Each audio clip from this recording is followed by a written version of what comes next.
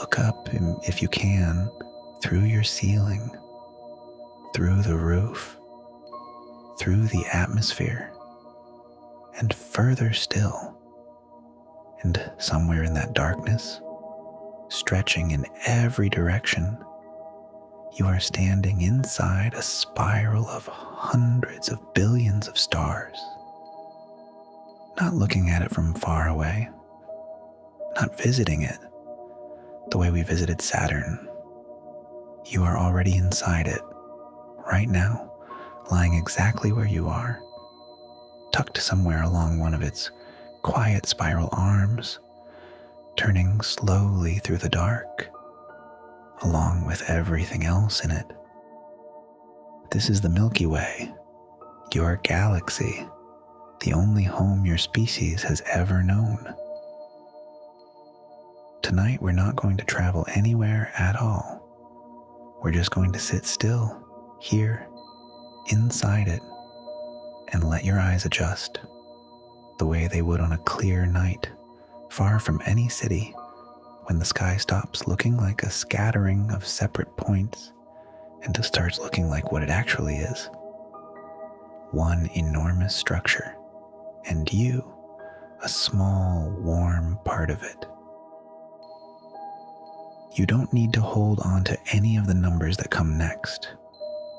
Just let them wash past you, the way starlight does, arriving quietly without asking anything of you, long after its journey is already over.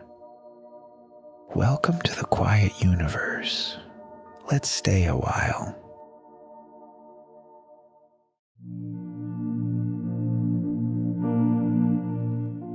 If you could rise up and look down on the Milky Way from far above, the way no human ever actually has, only our instruments, only our models, you'd see a vast, flattened spiral, its arms curling slowly outward from a dense, bright center, wrapped in a faint, hazy disk of gas and dust. It's difficult to even describe the scale honestly. The disk stretches roughly 100,000 light years across, so wide that light itself, the fastest thing that exists, takes 100,000 years just to cross from one edge to the other. Scattered through that disk are somewhere between 100 and 400 billion stars. Not thousands, not millions, hundreds of billions, and that's only the ones bright enough to count. Our sun is only one of them, tucked into a smaller, quieter passage between two of the galaxy's grander spiral arms, a strip astronomers named the Orion Arm, sometimes, almost apologetically, the Orion Spur. Not one of the main arms, not a particularly special location at all. Just an ordinary in-between stretch of the galaxy, roughly 26,000 light years out from the crowded, blazing center. It's a strange kind of comfort in a way, knowing our place isn't the center of anything. We're not at the heart of the galaxy, and the galaxy isn't at the center of the universe. We're somewhere in the quiet suburbs, on an ordinary side street, among an ordinary star, doing what every other star and its planets are doing.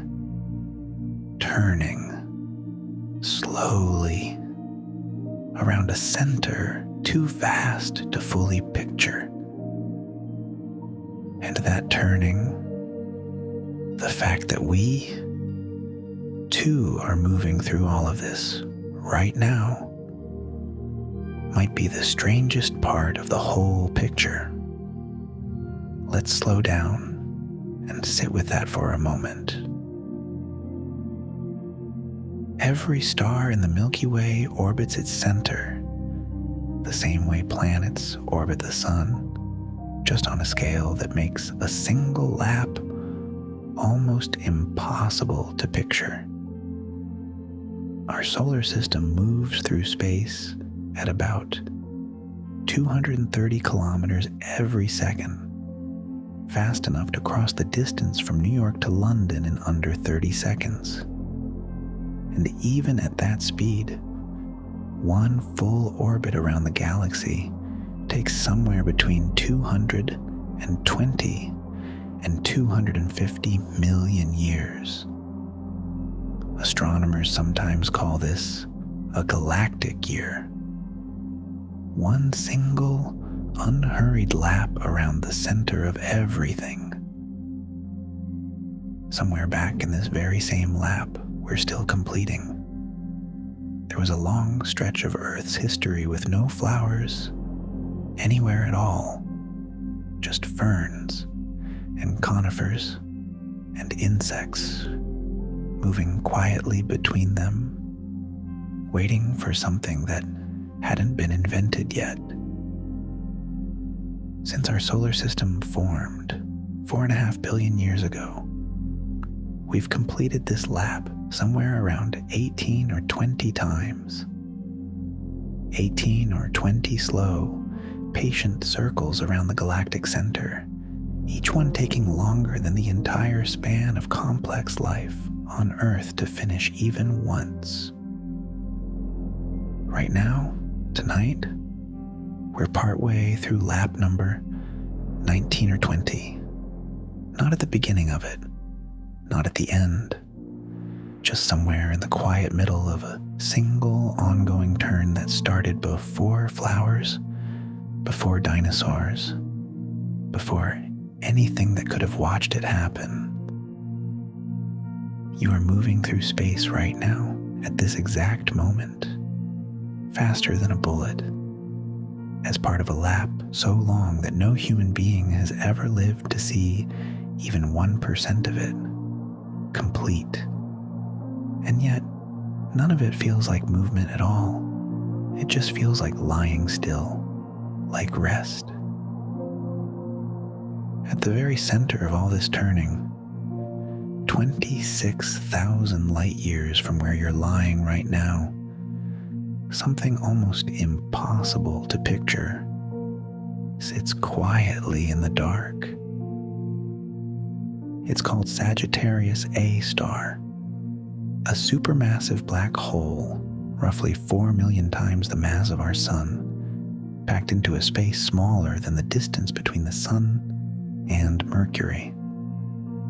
For most of history, we could only guess it was there, inferred from the way nearby stars seemed to whip around an invisible point, faster and faster, the closer they got. Then, in 2022, astronomers finally managed to capture something close to a picture of it. Not the black hole itself, which by definition emits no light at all, but the glowing ring of hot gas swirling just outside it, silhouetting the darkness at its center. A shadow, essentially. The first time our species had ever seen, even indirectly, the thing sitting at the heart of our own galaxy. It sounds like it should be violent, sitting there at the center of everything. In some galaxies, black holes like this one tear through their surroundings, flinging out light so bright it outshines every star around it combined.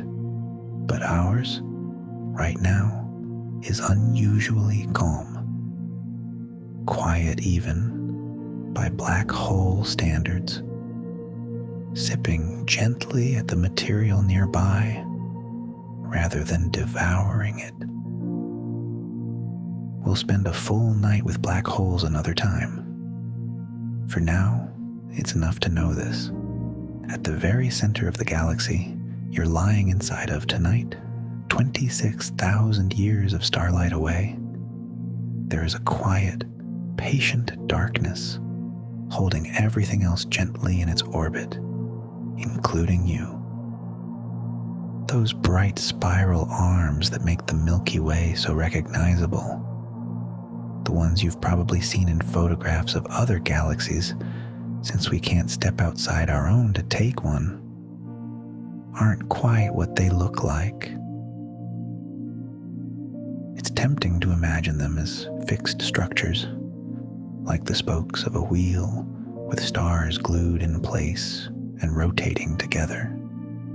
But that's not what's happening. The arms are something closer to a traffic jam, a slow-moving wave of higher density drifting through the galaxy's disk that stars and gas pass in and out of over millions of years, slowing down as they enter and speeding up again as they leave. The same way cars bunch up near a slow patch on a highway and spread out again once they're past it. Stars aren't trapped in the arms. They're just visiting over and over on each long lap around the center. What makes the arms glow so brightly, though, is what happens during that slow patch. As gas and dust pile up in these denser regions, gravity gets a little more insistent, and clouds that might have drifted quietly for millions of years finally collapse inward and ignite, becoming new stars, entire nurseries of them, blazing bright and blue for a while before settling down. Our sun passed through a spiral arm long before humans existed, and it will drift into another one someday, long after we're gone. For now, we happen to be in one of the quieter stretches in between, which might be part of why it's calm enough here for anything as fragile as a planet full of sleeping animals to exist at all. With hundreds of billions of stars, it's easy to imagine the galaxy as crowded, a sky packed edge to edge with light, stars practically touching each other. The truth is almost the opposite. If you shrank the sun down to the size of a single grain of sand and placed it in the middle of a large city, the next nearest star on that same tiny scale would be another grain of sand, roughly 400 kilometers away. Practically the whole rest of the city, the whole rest of the country, would be empty space in between. Nothing. Just dark, quiet distance. Multiply that emptiness by hundreds of billions of stars spread across a disk 100,000 light years wide, and you start to understand. For all its brightness, the galaxy is, overwhelmingly, silence and empty space, with faint points of light scattered thinly through it. That's part of why the night sky looks the way it does. A scattering of separate, isolated points, rather than one solid wall of light. Even standing in the middle of a spiral arm in one of the galaxy's busier neighborhoods, the stars around us are still separated by trillions of quiet kilometers. There's something worth sitting with in that as you drift towards sleep. That even in the middle of hundreds of billions of stars, most of what surrounds any single point, any single star, any single bed, any single person lying quietly in the dark is simply peace, empty, patient space with just enough light scattered through it to notice. For over a century, ever since astronomers first noticed our nearest large neighbor, the Andromeda galaxy, drifting steadily closer, it was treated almost as settled fact. Someday, in a few billion years, the Milky Way and Andromeda would collide, merging into a single larger galaxy. It's still true that Andromeda is approaching. Right now, tonight, it's drifting toward us, close enough that it's technically the only major galaxy in the sky, moving toward the Milky Way instead of away from it. But newer research, some of the most detailed simulations ever run on this question, published only recently using precise measurements from the Hubble and Gaia space telescopes, has quietly complicated the story. When astronomers accounted for the gravity of our other nearby neighbors, especially two smaller galaxies called the Large Magellanic Cloud and Triangulum, the outcome stopped looking so certain.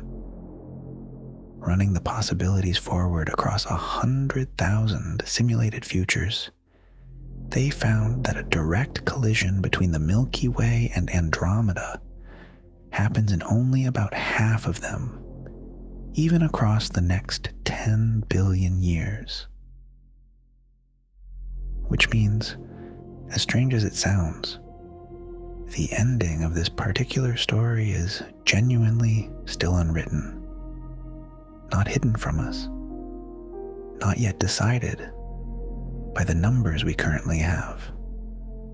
A coin flip spread out across 10 billion years.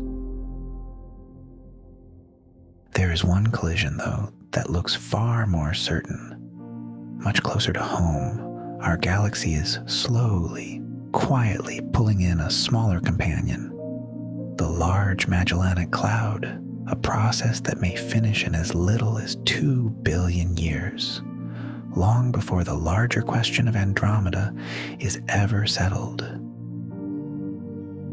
Either way, nothing about any of this happens quickly enough to notice. No sudden night where the sky rearranges itself. Just slow, gravitational drifting, measured in hundreds of millions and billions of years, patient enough that entire species could rise and vanish without ever seeing it move.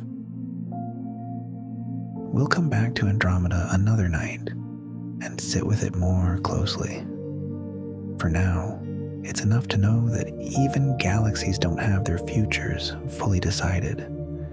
That vast, ancient, star-filled systems can still, in their own way, be waiting to find out what happens next. We've stayed a while inside something too large to ever fully picture tonight. A spiral of hundreds of billions of stars, turning slowly around a quiet darkness at its center, moving through a lap that started before flowers, before dinosaurs, before anything that could watch it happen. None of it needs to be remembered. None of it is a test. Right now, wherever you are still inside it. Not visiting, not looking up at something separate from you. You are one small, warm part of the same galaxy that's been turning patiently for over 4.5 billion years. The stars above you tonight, if you could see them, are exactly where they've always been. Exactly where you left them. Doing what they've always done. Existing quietly, without needing you to watch. So let yourself stop watching for a while. There's nothing else you need to do right now. Nothing to solve. Nowhere to be. Just let the galaxy keep turning. Slowly, quietly, around you and through you, while you rest. Somewhere above you, starlight that left its source thousands of years ago is only now arriving. Patient, unhurried, asking nothing of you except, maybe, that you notice it for a moment before you close your eyes. If this helped you drift off, you're welcome back anytime. There's always more of the galaxy left to sit inside, whenever you're ready to sleep again. Good night.